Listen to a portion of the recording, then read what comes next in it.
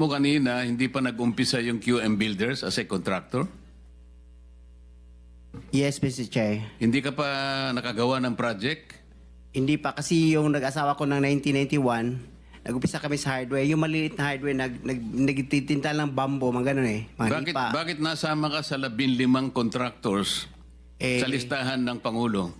Kanina tinatanong ko, wala bang kukontra dito sa sinabi ng Pangulo na 545 billion worth of flood control projects ay ito lang mga 15 contractors ang nakakuha, kasama ka QM Builders. Nandiyan ka pala, bakit hindi ka kumontra? Ba't ngayon sinasabi mo, hindi ka pa nakapag... Pasensya na, Mr. Chair, kasi medyo nahiya ako. So sinasabi mo, mali ang Pangulo with Yes, respect to your yung company? data is mali eh. Kasi ang totoo, yung 414 projects na nakuha sa QM, totoo lang ha, is only 86 projects. Mr. Chair. Teka muna, sabi mo hindi ka pa nakapag-umpisa eh. Ano yung sinasabi mong project? Ano ko lang siguro, bagitin ko lang. Noong 2003, nakalisensya na kami sa pickup, only category D. Hanggang noong 2024, naging quadruple A na tayo. Pero dumaan pa kami ng single A noong 2011 hanggang nag-triple A tayo ng 2017 hanggang naging quadruple A tayo ng 2024. Mr. Secretary, naiintindihan mo ba yung sinasabi niya? Sabi mo hindi ka pa nakapag-umpisa ng project. Paano ka naging quadruple A? Ano ko lang, Mr. Che, yung sinasabi kong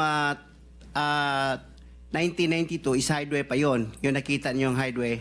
Hindi natin pinag-uusapan yung hardware mo. Ang pinag-uusapan natin, flood control projects. Tinatanong ka kanina, sabi mo, hindi ka pa nagkapag-umpisa ng flood control projects.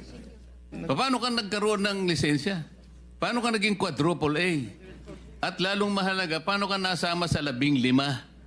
Gumawa ka na ng flood control project. Gumawa na tayo ng flood control project. O ngayon gumawa ka na naman. Ano ba talaga yung totoo? Baka hindi ka makauwi sa araw na ito. Nagsisinungaling ka na naman eh. Hindi po kami. Ang sinabi ng Pangulo, kasama ka sa 15. Tama, Mr. Huwag mong mamaliitin ito. Pagkatas dito, aartihin mo kami, sasabihin mo, hindi ka pa nagumpisa ka isang hardware. May problema dito eh.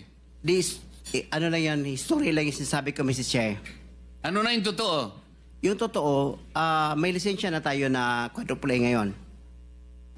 O ngayon nga, ngayon meron ka ng quadruple. Yes, Mr. Chair. O, ilang project ang na-execute